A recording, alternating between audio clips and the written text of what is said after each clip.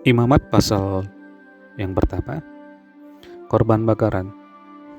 Tuhan manggil Musa dan berfirman kepadanya dari dalam kemah pertemuan. Berbicaralah kepada orang Israel dan katakan kepada mereka, apabila seseorang di antara kamu hendak mempersembahkan persembahan kepada Tuhan, haruslah persembahanmu yang kamu persembahkan itu dari ternak, yakni dari lembu sapi atau dari kambing domba. Jikalau persembahan yang merupakan korban bakaran dari lembu, haruslah ia mempersembahkan seekor jantan yang tidak bercela. Ia harus membawanya ke pintu kemah pertemuan supaya Tuhan berkenan akan dia. Lalu ia harus meletakkan tangannya ke atas kepala korban bakaran itu sehingga baginya persembahan itu diperkenankan untuk mengadakan pendamaian baginya. Kemudian haruslah ia menyembelih lembu itu di hadapan Tuhan, dan anak-anak Harun, imam-imam itu, harus persembahkan darah lembu itu dan menyiramkannya pada sekeliling mezbah yang di depan pintu kemah pertemuan. Kemudian haruslah ia menguliti korban bakaran itu dan memotong-motongnya menurut bagian-bagian tertentu. Anak-anak imam Harun haruslah menaruh api di atas mezbah dan menyusun kayu di atas api itu. Dan mereka harus mengatur potongan-potongan korban itu dan kepala serta lemaknya di atas kayu yang sedang menyala di atas mezbah. Tetapi isi perutnya dan betisnya haruslah dibasuh dengan air, dan seluruhnya itu harus dibakar oleh imam di atas mezbah sebagai korban bakaran, sebagai korban api-apian yang baunya menyenangkan bagi Tuhan. Jikalau persembahannya untuk korban bakaran adalah dari kambing domba, baik dari domba maupun dari kambing, haruslah ia mempersembahkan seekor jantan yang tidak bercela. Haruslah ia menyembelihnya pada sisi mezbah sebelah utara di hadapan Tuhan. Lalu haruslah anak-anak Harun, imam-imam itu, menyiramkan darahnya pada mezbah sekelilingnya. Kemudian haruslah ia memotong-motongnya menurut bagian-bagian tertentu, dan bersama-sama kepalanya dan lemaknya diaturlah semuanya itu oleh imam di atas kayu yang sedang menyala di atas mezbah.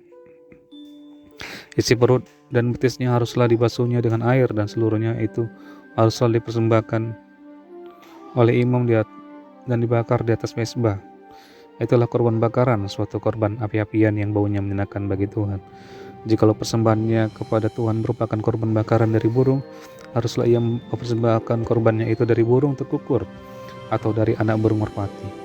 Imam harus membawanya ke mezbah, lalu memulas kepalanya dan membakarnya di atas mezbah. Darahnya harus ditekan keluar pada dinding mezbah.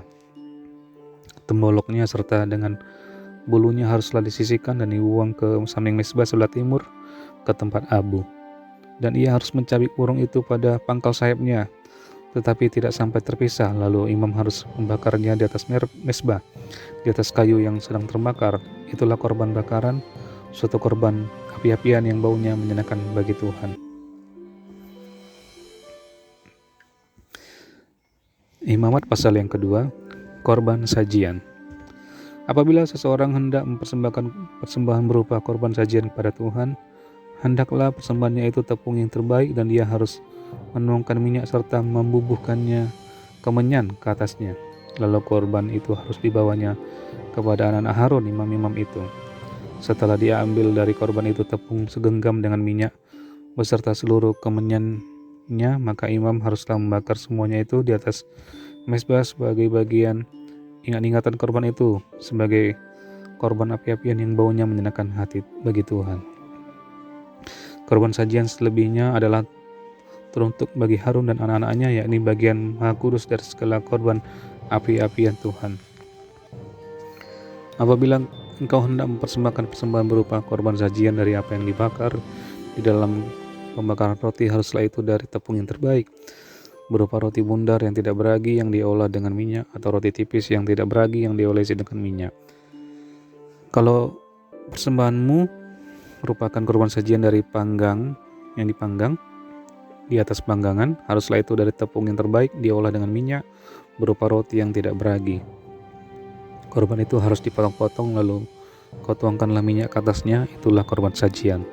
Jikalau persembahan merupakan korban sajian dari yang dimasak di dalam wajan, haruslah itu diolah dari tepung yang terbaik bersama-sama minyak.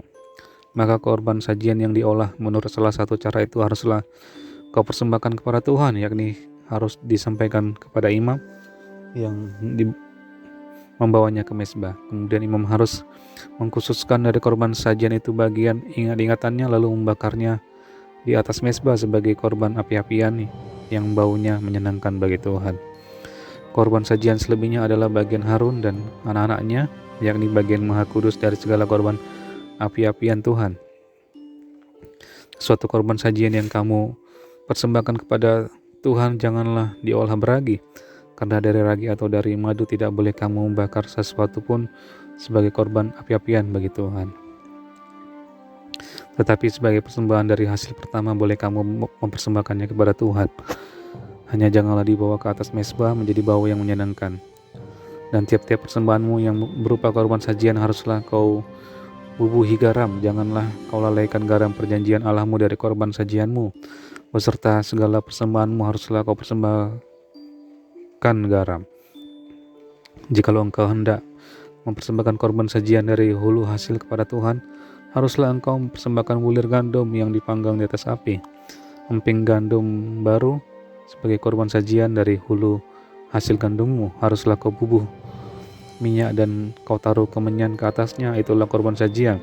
Haruslah imam membakar sebagai ingat-ingatannya, sebagai bagian dari emping gandumnya dan minyaknya beserta seluruh kemenyannya sebagai korban api-apian bagi Tuhan.